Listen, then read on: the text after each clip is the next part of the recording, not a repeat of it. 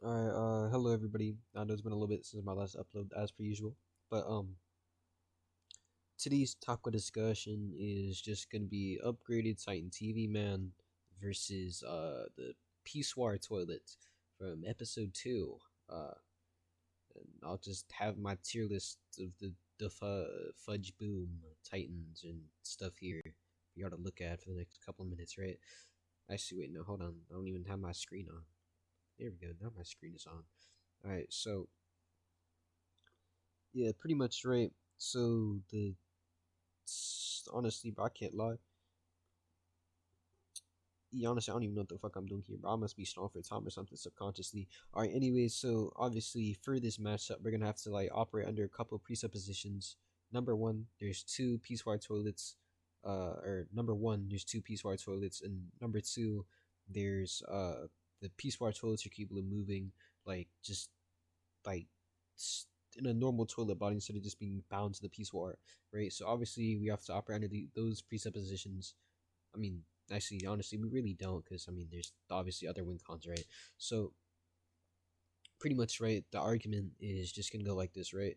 So based on what we know from the upgraded scientific man, right? We know that he's at least to some degree overconfident. When he's overconfident, his like fighting abilities are lacking, right? Like when we see him against G-Man 4.0, right?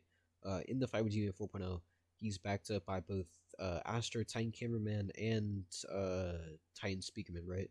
So obviously we see him acting like sloppily during this fight just because due to like this like insane numbers advantage and like the two strongest people he knows at the time being by his side, he's obviously fighting sloppier than I think he usually would like against G-Man, right? We see like when he jumps at G-Man, he's missing. I mean, he is still doing damage to the equipment and stuff like that, so we know he does like get overconfident in situations like this, right?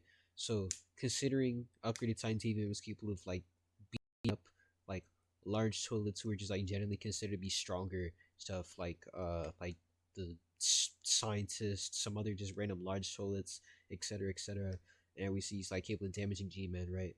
I think the upgrading Titan TV man's like just line of reasoning in his head, or TV, or whatever the fuck you want to call it, is just gonna follow under the basis of these pissoirs pose no threat to me, and they're pretty much useless.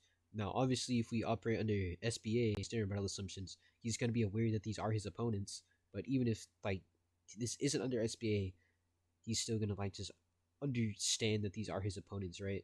So, but I think the distinction, or not really distinction necessarily, but so he knows that these are his enemies, and he really doesn't have like big reason to really attack these two just like random peace wars here, considering they're small. The like just like the random agents are all capable of just like handling small little toys like this, as like just seen in the more recent episodes, etc., etc. And the TV Titan like has this knowledge since he should just since like the TV race is shown like the most technologically advanced of the races, at least to some degree, at least like from his knowledge, etc., etc. Right, so he's not really gonna consider the peace wars like to be like a massive threat, etc., etc., right? So he's gonna like walk over to the peace wars, right? And if we just assume he steps on them, like obviously since the peace wars are gonna be together, and his like massive foot, he's gonna like step on both of them simultaneously. Now, if you watch episode 2, you know what happens when the peace wars touch something simultaneously or together, right? You know that the peace wars just like melt the entire thing, right? So what's gonna happen is the upgraded scientific man's gonna step on them, and his foot's just gonna like fucking melt it off, right? And now he's gonna trip over, and they can just walk over to his head, and now his head is just like melted off and is gone. Now, if he doesn't step on them, and we just like he just like walks over to them and shit, right? I mean, not really like walks over them. They can obviously just walk over to him, and they can just like touch him, and then either way he still gets melted, pretty much, right? Like think of it as when the Necromancer fights the Junior Titan TV Man, whatever the hell it's called, in the Skibbity War series, right? He stabs the Junior through the foot and it falls over, and then the Necromancer just like stabs it through the head, kills it, right?